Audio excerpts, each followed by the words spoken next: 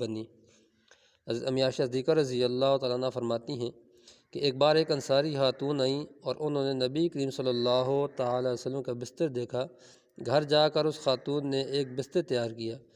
اس میں اون بھر کر خوب ملائم بنا دیا اور نبی کریم صلی اللہ تعالیٰ علیہ وسلم کے لیے بھیجا۔ نبی پاک صلی اللہ تعالیٰ علیہ وسلم جب گھر تشریف لائے اور وہ نرم بستر رکھا ہوا دیکھا تو فرمایا کہ یہ کیا ہے؟ میں نے عرض کیا کہ یا رسول اللہ صلی اللہ تعالیٰ علیہ وسلم، فلاں انصاری خاتون آئی تھیں اور آپ کا بستر دیکھ گئی تھیں، اب یہ انہوں نے آپ کے لیے تیار کر کے بھیجا ہے۔ نبی کریم صلی اللہ تعالیٰ علیہ وسلم نے فرمایا کہ نہیں، اس کو واپس کر دو، مجھے وہ بستر بہت ہی پسند تھا، اس لیے واپس کرنے کو جی نہیں چاہ رہا تھا، مگر نبی کریم صلی اللہ تعالیٰ علیہ وسلم نے اتنا اصرار فرمایا کہ مجھے واپس کرنا ہی پڑا۔ اور نبی کریم صلی اللہ تعالیٰ علیہ وسلم ایک بار ایک چٹائی پر سو رہے تھے، چٹائی پر لیٹنے سے آپ کے جسم مبارک پر چٹائی کے نشانات پڑ گئے۔ حضرت عبداللہ بن مسعود رضی اللہ تعالیٰ عنہ فرماتے ہیں میں یہ دیکھ کر رونے لگا۔ نبی کریم صلی اللہ تعالیٰ علیہ وسلم نے مجھے روتے ہوئے دیکھا تو فرمایا کیوں رو رہے ہو؟ میں نے عرض کیا کہ یا رسول اللہ صلی اللہ تعالیٰ علیہ وسلم، یہ قیصر و کسریٰ تو ریشم اور مخمل کے گدوں پر سوئیں اور آپ بوریے پر۔ تو نبی کریم صلی اللہ تعالیٰ علیہ وسلم نے ارشاد فرمایا کہ یہ رونے کی بات نہیں، ان کے لیے دنیا ہے اور ہمارے لیے آخرت ہے۔ ایک بار نبی کریم صلی اللہ تعالیٰ علیہ وسلم نے ارشاد فرمایا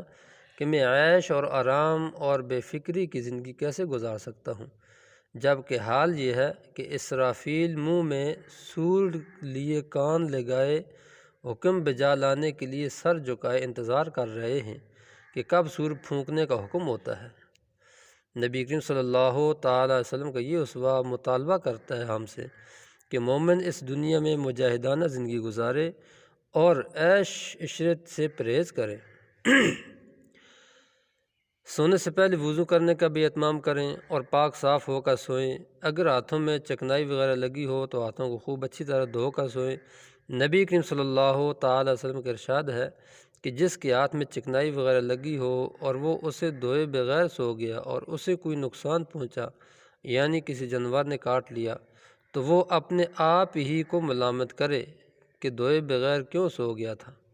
نبی کریم صلی اللہ تعالیٰ علیہ وسلم کا معمول تھا کہ سونے سے پہلے آپ وضو فرماتے اور اگر کبھی اس حال میں سونے کا ارادہ فرماتے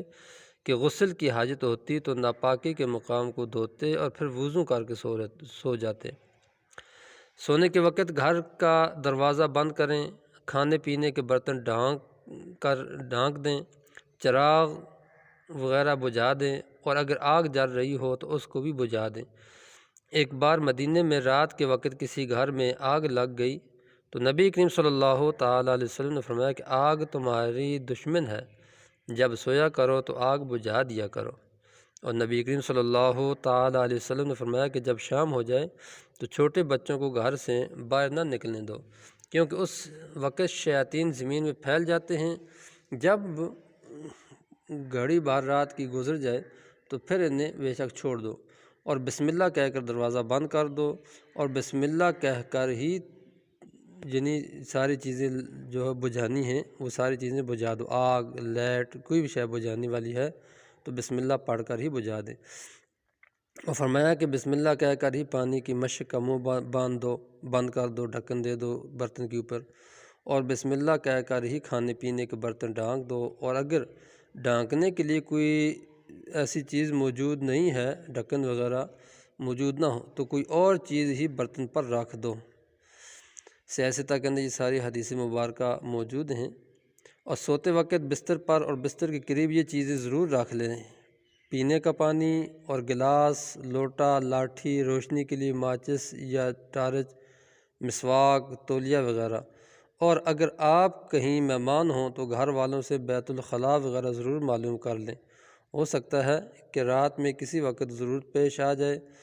اور زحمت ہو۔ نبی کریم صلی اللہ تعالیٰ علیہ وسلم جب آرام فرماتے تو آپ کے سرہانے 7 چیزیں رکھی رہتی: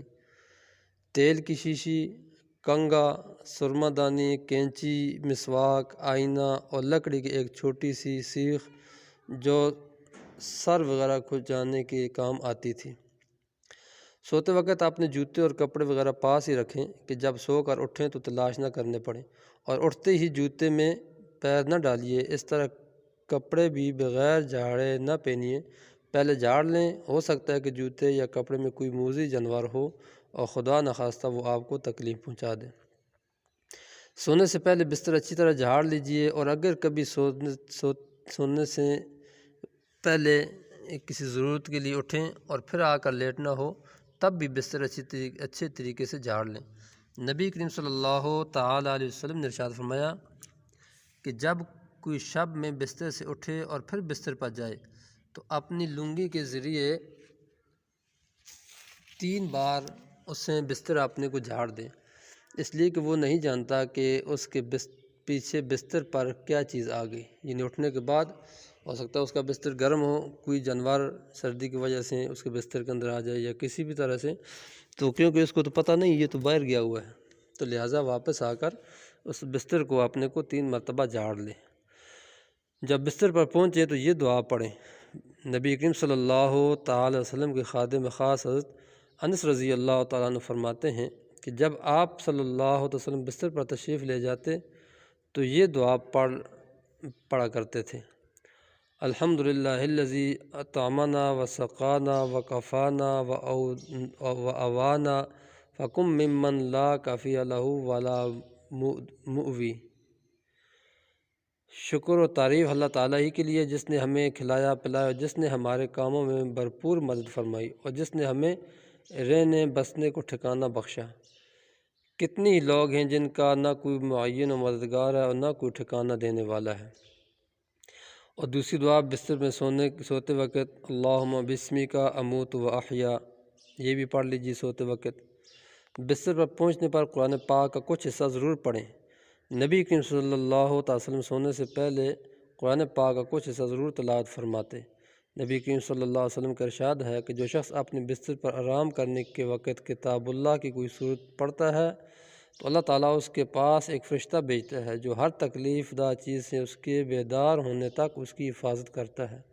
خواہ وہ کسی بھی وقت نیند سے بیدار ہو۔ اور آپ نے صلی اللہ علیہ وسلم نے فرمایا کہ جب آدمی سونے سے پہلے اپنے بستر پر پہنچتا ہے تو اسی وقت ایک فرشتہ اور شیطان اس کے پاس پہنچتے ہیں۔ فرشتہ اس سے کہتا ہے کہ اپنے اعمال کا خاتمہ بھلائی پر کرو، اور شیطان کہتا ہے کہ اپنے اعمال کا خاتمہ برائی پر کرو۔ پھر اگر وہ آدمی خدا کا ذکر کر کے سویا تو فرشتہ رات بھر اس کی حفاظت کرتا ہے اور شیطان پھر وہاں سے چلا جاتا ہے۔ حضرت امی عائشہ صدیقہ رضی اللہ تعالیٰ عنہ فرماتی ہیں کہ نبی کریم صلی اللہ تعالیٰ علیہ وسلم جب بستر پر تشریف لے جاتے تو دونوں ہاتھ دعا مانگنے کی طرح ملاتے اور قل هو اللہ احد اور قل اعوذ برب الفلق اور قل اعوذ برب الناس، یہ صورتیں تلاوت فرما کر ہاتھوں پر دم فرماتے اور پھر جہاں تک ہاتھ پہنچتا اپنے جسم پر پھیر لیتے، سر، چہرے اور جسم کے اگلے حصے سے شروع فرماتے، اور آپ 3 مرتبہ یہ عمل فرماتے۔ جب سونے کا ارادہ کریں تو دائیں ہاتھ اپنے دائیں رخسار کے نیچے رکھ کر دائیں کروٹ پر لیٹیں۔ حضرت براء رضی اللہ تعالیٰ عنہ فرماتے ہیں کہ جب نبی کریم صلی اللہ علیہ وسلم آرام فرماتے تھے تو اپنا دایاں ہاتھ دائیں رخسار کے نیچے رکھتے اور یہ کلمات پڑھتے: ربی قنی عذابک یوم تبعث عبادک، کہ خدایا مجھے اس روز اپنے عذاب سے بچا جس روز تو اپنے بندوں کو اپنے حضور اٹھا حاضر کرے گا۔ تو آپ یہ کلمات 3 مرتبہ پڑھتے ہیں، اور اس کا بھی خیال رہے کہ لیٹنے کے وقت بائیں کروٹ پر بائیں طرف سونے سے پرہیز کریں۔ حضرت معیش رضی اللہ تعالیٰ عنہ کے